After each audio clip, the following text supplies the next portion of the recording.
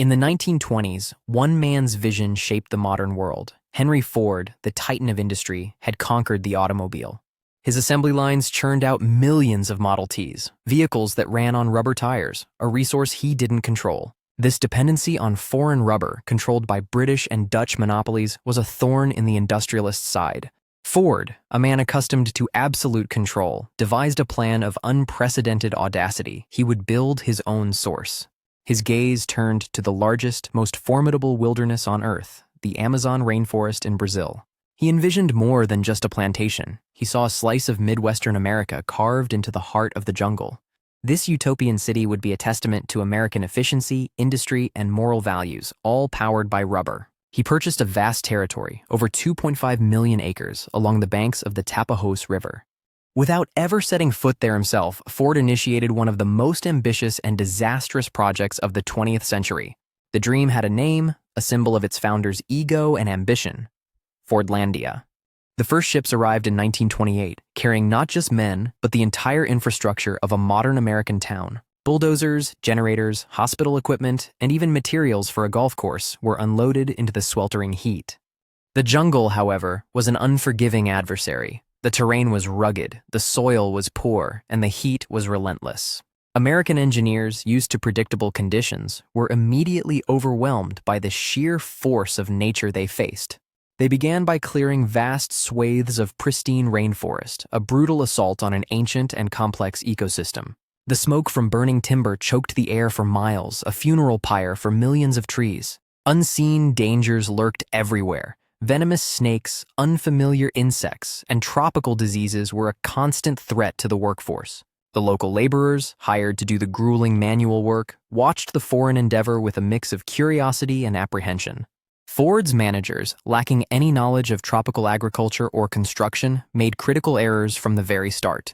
They chose a hilly, rocky area for the main settlement, ignoring the flatter, more suitable land just a short distance away. Despite the challenges, a city began to rise from the mud. It was a surreal sight, a mirage of Americana. Perfectly uniform houses, designed for Michigan suburbs, were erected in neat rows, complete with manicured lawns and sidewalks. A large, modern hospital was built, the best equipped in all of South America at the time. A massive power plant was constructed, providing electricity to the entire settlement, a rare luxury in the region. Schools, shops, restaurants, and even a cinema were built to serve the growing population of American managers and Brazilian workers. Fire hydrants, imported directly from the United States, stood like strange red statues on street corners. The centerpiece was the town square, complete with a dance hall for Saturday night gatherings and wholesome entertainment. This was not just a rubber plantation. It was an attempt to export an entire way of life, packaged and delivered.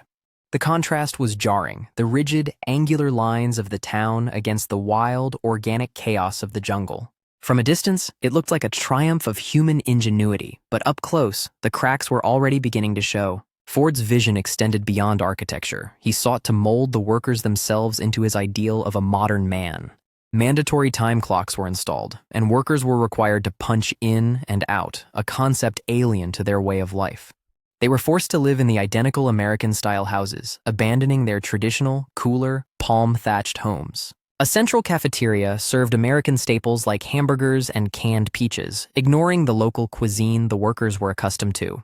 Ford, a staunch prohibitionist, banned all alcohol within the town's limits, a rule deeply unpopular with the workforce. This led to a bustling border town of bars and brothels springing up just outside Fordlandia's jurisdiction. Mandatory poetry readings and square dancing were organized, attempts to instill wholesome American culture. Health inspectors would even visit workers' homes to enforce cleanliness and American living standards. This rigid, top-down paternalism bred resentment. The workers felt controlled and disrespected, their own culture dismissed as inferior. The American dream, when forced upon others in an alien environment, was beginning to look more like a nightmare.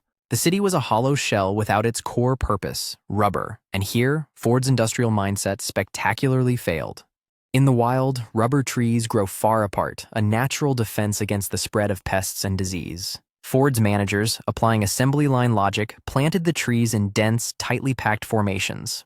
This created a perfect breeding ground for the rubber tree's natural predator, South American leaf blight. The blight, a type of fungus, swept through the monoculture plantation like a wildfire.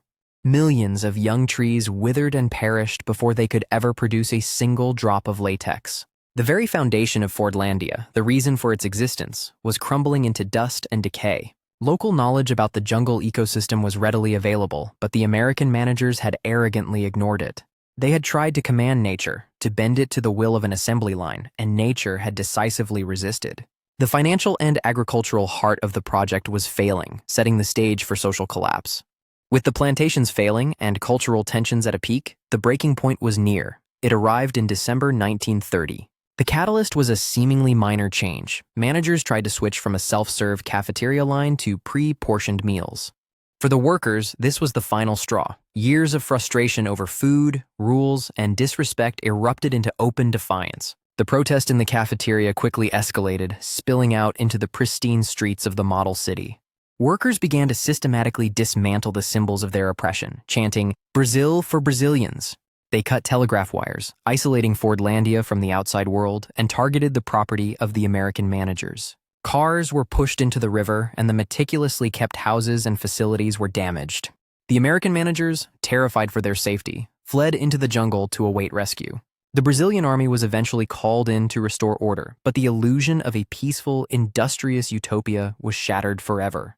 Ford's grand social experiment had not just failed, it had imploded under the weight of its own arrogance. After the uprising, a tense and uneasy calm settled over Fordlandia. The damage was more than just physical. The trust between management and labor was gone. The dream of a harmonious, productive city was dead. Yet, Ford was not one to admit defeat. He decided to double down on his Amazonian gamble. In 1934, the project was relocated 70 miles downriver to a new site named Belterra. This time, some lessons had been learned. The terrain was flatter and better suited for cultivation. Botanists were brought in, and a more scientific approach to rubber cultivation was attempted using blight-resistant strains. Belterra was more successful agriculturally, and for a time, it seemed the project might finally bear fruit. However, the paternalistic culture remained. Fordlandia's ghost haunted the new settlement. The city never achieved the scale of Ford's original vision, and it operated under the shadow of the first failure. But a far greater force was at work, one that would render the entire Amazonian enterprise completely obsolete. The world was on the brink of another global conflict, and with it came a surge in technological innovation. In laboratories far from the Amazon, chemists were racing to solve the same problem that had vexed Henry Ford. Their goal was not to grow rubber, but to create it from scratch using petroleum byproducts. By the early 1940s, they had succeeded. The age of synthetic rubber had begun.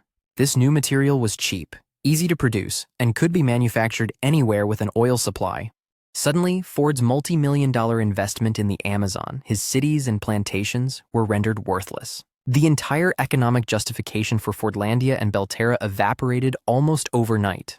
It was no longer a question of making the project work. The project itself was now irrelevant. In 1945, after the passing of Henry Ford, his grandson Henry Ford II made the inevitable decision. He sold the entire territory back to the Brazilian government for a fraction of its original cost, ending the Ford Motor Company's jungle odyssey. The order came down. The project was over. For the American managers and their families, it was time to go home.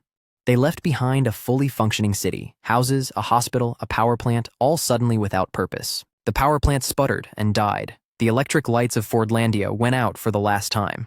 For the thousands of Brazilian workers, the future was uncertain. Some left, but many had nowhere else to go. They remained, a community of squatters in the ruins of a billionaire's dream, adapting the strange city to their own needs. Without maintenance, the jungle began its patient, inexorable advance. It was a slow, silent invasion. Vines crept over walls, roots buckled pristine sidewalks, and moss grew thick on the roofs of the suburban homes. The orderly grid of streets began to blur as nature's chaotic patterns reasserted themselves. The sounds of machinery and dance music were replaced by the chorus of insects and the calls of exotic birds. Fordlandia was no longer an American town. It was becoming a modern ruin, a monument to hubris. Today, the remains of Fordlandia stand as a haunting spectacle in the heart of the Amazon. The massive water tower and power plant, rusted and silent, loom over the jungle like ancient monoliths. The hospital, once a beacon of modernity, is now a hollow shell, its hallways echoing with the sounds of the wild. Rows of identical houses sag and rot, their picket fences long since swallowed by the relentless vegetation. Rusted machinery and abandoned Model Ts lie scattered like the bones of forgotten mechanical beasts. A small community still lives here, descendants of the original workers, ghosts in their own home. Fordlandia is a powerful story of industrial hubris, a clash of cultures, and an ecological cautionary tale. It serves as a reminder that the natural world does not operate on an assembly line schedule. It shows that progress imposed without understanding or respect for the local environment and culture is doomed to fail. Henry Ford's utopian city is gone, but its ruins tell a story more powerful than the dream ever was.